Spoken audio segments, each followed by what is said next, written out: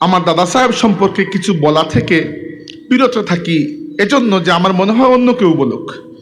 আমি নাতি হয়ে যদি শুধু আমার দাদার কথাই বলতে থাকি, তাহলে এটি কি ধরনের একটু একটু মানুষ মনে করবে যে আমরা মনে হয় নিজেরাই নিজের প্রশংসা করে বেড়াচ্ছি।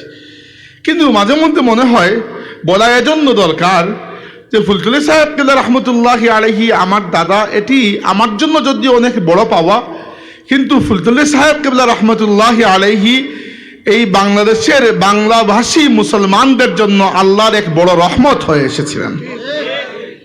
এবং তার যে বহুমুখী খিদমত, এই বহুমুখী খিদমতের পরে আল্লাহ ভীরু তার যে জীবন তিনি কাটিয়ে গেছেন, যেন কুরআনুল কারীমের আয়াত আল্লাহ রাব্বুল আলামিন বলেছেন, রিজালুল লা তুলহিহিম তিজারাতুন ওয়ালা বাইউন আন যিকরিল্লাহ।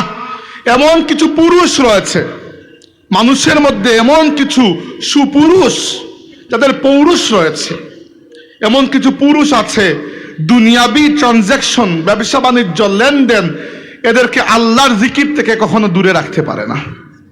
আমরা মুর্শিদুনা হযরত ফুলতুলি সাহেব কেবলা রহমতুল্লাহি আলাইহির মধ্যে এই ধরনের আল্লাহ ভীরুতা, দিনের খিদমতের প্রতি তার এরকম অঙ্গীকার আমরা দেখেছি যে আমি অন্তত পক্ষে আমার যতটুকু লেখাপড়া আছে এবং আমি যতটুকু আল্লাহর দ্বীনকে বুঝতে পেরেছি এবং আমি যতটুকু দুনিয়া দেখেছি এই সময়ের মধ্যে এবং ইসলামের ইতিহাসের বিভিন্ন মোড় সম্পর্কে আমার যে ধারণা আছে, অবশ্যই সেই ধারণা পরিপূর্ণ নয়, হয়তো অপরিপূর্ণ, কিন্তু বহরহাল আল্লাহ রাব্বুল আলামিনের জাতে পাকের উপর তাওয়াক্কুল করে এটি বলতে পারি, ফুলতুলি সাহেব কেবলা রহমতুল্লাহি আলাইহি এই যুগের মুজাদ্দিদদের মধ্যে একজন মুজাদ্দিদ হয়ে এসেছিলেন।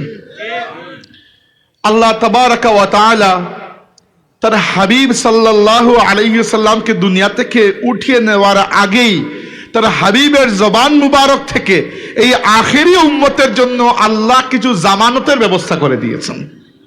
কারণ আমাদের আগের প্রত্যেক উম্মতের নেতৃত্ব ছিল তাদের নবীদের হাতে। যতদিন নবী আছেন উম্মত আছে। নবী দুনিয়া থেকে বিদায় নিয়েছেন, উম্মতের মধ্য থেকে আল্লাহ আরেকজনকে নবী বানিয়ে দিয়েছেন।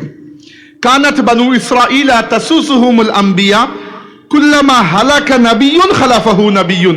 বনি ইসরাইলের নেতৃত্ব ছিল নবীদের হাতে। একজন নবী ইন্তেকাল করলে আরেকজন নবী